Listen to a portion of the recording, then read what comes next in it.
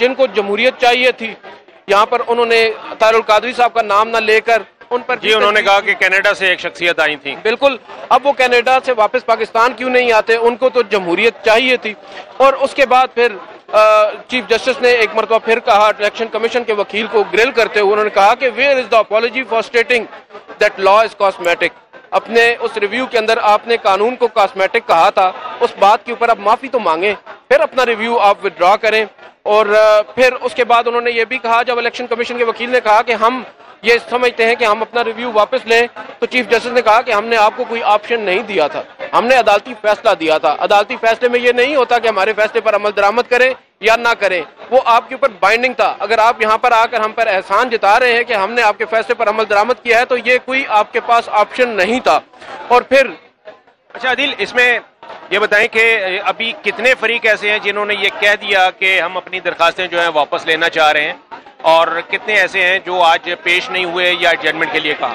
Sir, इसमें बुनियादी तौर पर अगर हम देखें, सबसे पहले तो वजारत दिफा है, फिर IB इंटेलिजेंस ब्यूरो है, और इलेक्शन कमीशन है, पाकिस्तान तहरीक इंसाफ है, पेमरा है।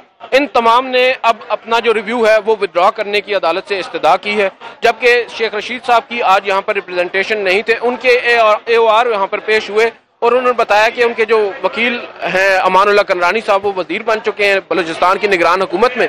तो अब चीफ जस्टिस ने उनको कहा कि आप कोई और कौंसल हायर कर लें। एक बड़ी दिलचस्प बात है, हमें तवक्को थी कि शायद चीफ जस्टिस जो शेख रशीद साहब की गुमशुदगी है या उनको जिस तरह से गायब कर दिया गया, उस मामले को भी टेकअप करेंगे। उन्होंने जब वकील साहब उनके AOR ने उस जानिब बात करने की कोशिश की, तो चीफ जस्टिस ने उनको रोक दिया, उनसे कहा कि अभी आप उस तरफ ना जाएं, आप सिर्फ कोई और कौंसल करें, हो सकता है आइंदा के लिए उस मामले को टेकअप किया जाएगा। बहरहाल इसके बाद अगर हम देखें, एजाजुल हक साहब, वाहिद आज हमने देखा एजाजुल हक साहब एक पिटिशनर हैं जिन्होंने एक नुक्ता उठाया और अदालती फैसले के अंदर से 2 सतरें हैं उनको चैलेंज किया और कहा कि जहां पर यह लिखा हुआ है कि एजाजुल हक या जो सियासी जमातें हैं उन्होंने टू सम एक्सटेंट मदद या मुआवनत की है, तो हम उसको चैलेंज करते हैं। तो चीफ जस्टिस ने बड़ी दिलचस्प बात की, उन्होंने कहा कि आप जिस हिस्से को चैलेंज कर रहे हैं उस हिस्से में तो हमने ISI की रिपोर्ट को रिप्रोड्यूस किया हुआ है, वो तो अदालती फैसले का हिस्सा ही नहीं है, वो तो ISI की रिपोर्ट है। तो आप बेसिकली हमें हमारे फैसले को नहीं बल्कि उस रिपोर्ट को चैलेंज कर रहे हैं, उस पर हम ये कर लेंगे कि आप हमें। सुप्रीम कोर्ट ने फैजाबाद धरना केस की समाअत 1 नवंबर तक मुलतवी कर दी है। जो फरीकैन आज हाजिर नहीं थे उन्हें एक और मौका देते हैं। तमाम फरीकैन 27 अक्टूबर तक जवाबात जमा करा सकते हैं। उसके बाद तमाम को सुनकर और इनके जवाबात देखकर हतमी फैसला दिया जाएगा।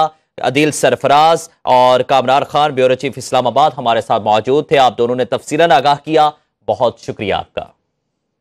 अब खबर आपकी दस्तरस में, हर वक्त बर वक्त। अभी सुनो न्यूज के YouTube चैनल को सब्सक्राइब कीजिए, बेल आइकॉन पर क्लिक कीजिए और बाखबर रहिए मुल्की और बैनुल अक़वामी हालात से यकीन के साथ।